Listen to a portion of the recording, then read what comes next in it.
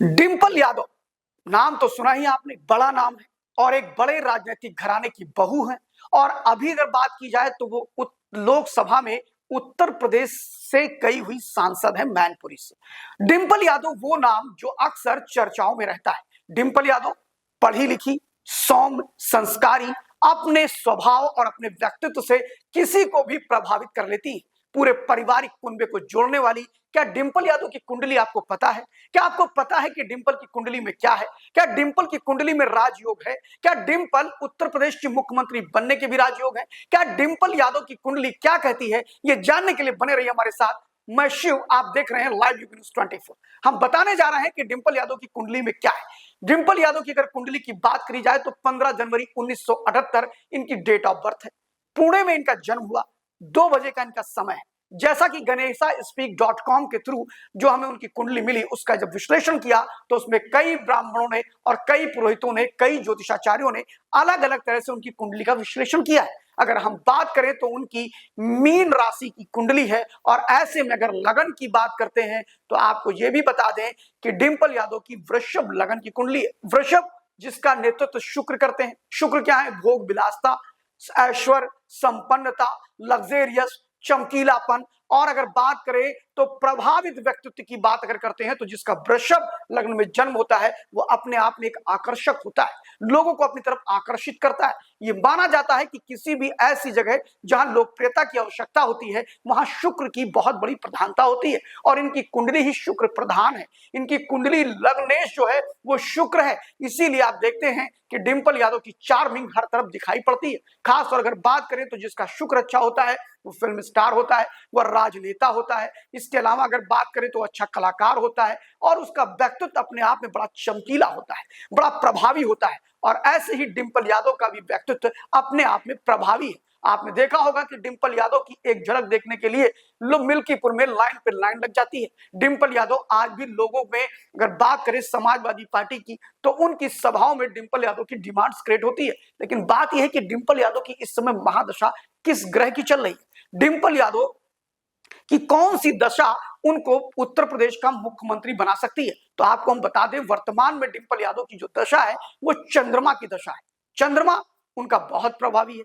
आपको बता दें कि बृहस्पति के घर में उनका चंद्रमा बैठा हुआ है, प्रभावशाली चंद्रमा है। और ऐसे में उनके साथ केतु भी है। और वो मानी बात है कि इस प्रकार का अगर चंद्रमा और केतु साथ में होता है तो ऐसे में डिंपल यादव धार्मिक के साथ साथ मानसिक रूप से एक मजबूत महिला है।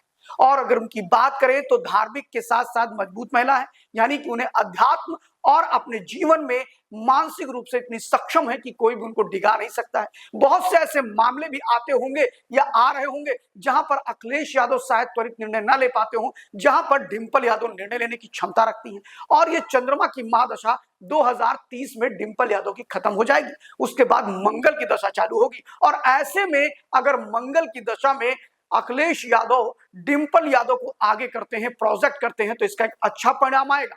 फिलहाल उनकी कुंडली के विशेषण से एक बात तो पता चलती है कि उनका राहु अगर चंद्र कुंडली में देखा जाए तो बहुत उच्च का राहु है। और वो इतना प्रभावशाली राहु है जिसकी आप कल्पना नहीं कर पाएंगे। वह राहु छठे यानी कि कन्या राशि का राहु है। और ऐसे में वो राहु उनको राजनीति के उच्च शिखर पर ले जाने वाला है। यानी अगर हम बात करें तो 2037 के बाद डिंपल यादव पीछे मुड़ के देखने वाली नहीं है।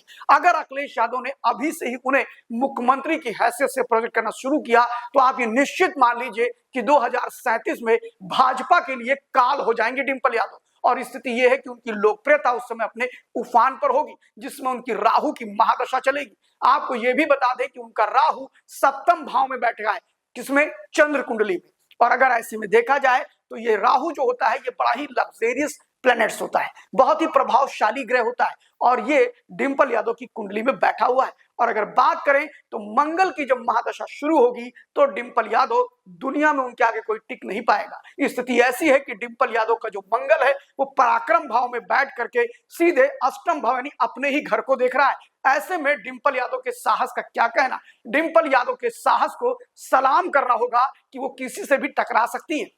सबसे बड़ी बात यह है कि डिंपल यादव का चंद्रमा प्रभावशाली होने के कारण डिंपल यादव टकराने के साथ साथ मर्यादा में रह के बातचीत करती हैं और उनके चंद्रमा उनको और भी प्रभावित करता है। साथ ही उनका जो सूर्य, शुक्र और बुध का जो योग है वह भी अपने आप में बड़ा प्रभावशाली है, जिसको लक्ष्मी नारायण योग कहा जाता है। और ये योग उनकी कुंडली को विशेष राजयोग बनाता है।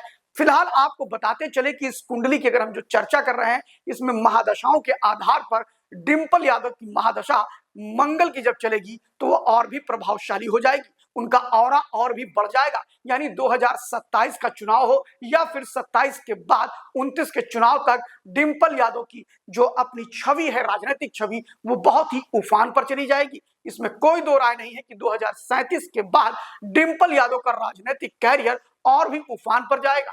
फिलहाल उनके कुंडली में कई प्रकार के राजयोग दिखाई पड़ते हैं। जहां पर उनकी बात करें तो चंद्रमा उनका बहुत ही अच्छा है, अभी चंद्रमा की महादशा चल रही है, इसके बाद मंगल की महादशा चलेगी। फिलहाल चंद्रमा की महादशा में भी डिंपल यादव काफी प्रभावी रहेंगी। देखते हैं कुंडली में जब उनके परिवर्तन होगा, कोई गोचर होगा, तो और इंफॉर्मेशन कुंडली के थ्रू डिंपल के बारे में हम बताते रहेंगे।